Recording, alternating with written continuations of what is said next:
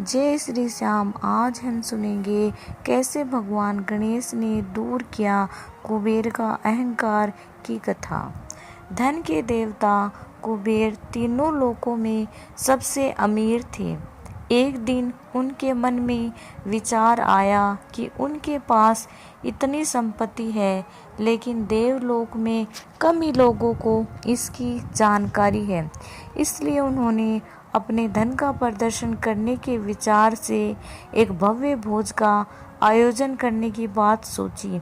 इस भोज में तीनों लोकों के सभी देवी देवताओं को आमंत्रित किया गया।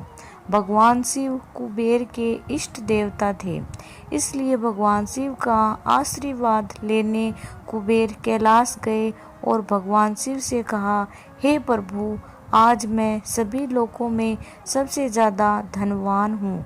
ये सब आपकी ही कृपा से ही संभव हो पाया है। अपने निवास पर एक बड़े भोज का आयोजन करने जा रहा हूँ। कृपया आप परिवार सहित भोज में पधार कर मुझे अपनी कृपा से अनुग्रहित करें।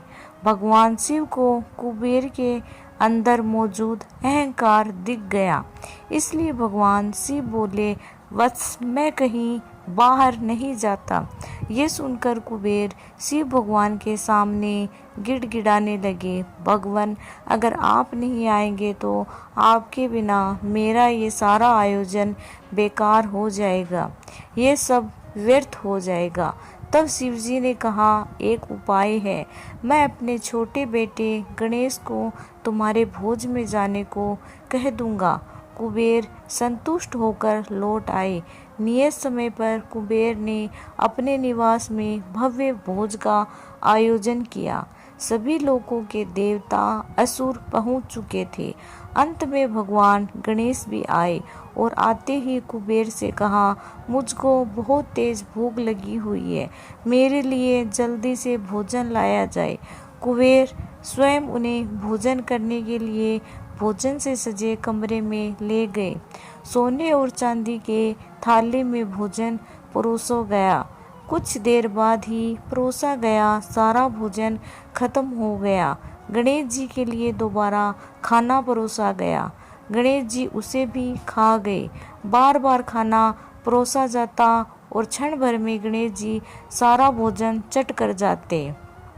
थोड़ी ही देर में हजारों देवी देवता और असुरों के लिए बना भोजन खत्म हो गया, लेकिन भगवान का पेट भर नहीं रहा था।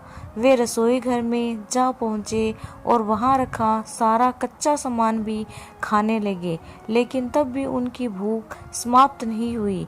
जब सभी खाद्य वस्तु खत्म हो गई तो भगवान गणेश ने कुबेर से कहा, जब तुम्हारे इस भोज में मुझे खिलाने के लिए कुछ था ही नहीं, तो तुमने मुझे अपने भोज में न्योता क्यों दिया था।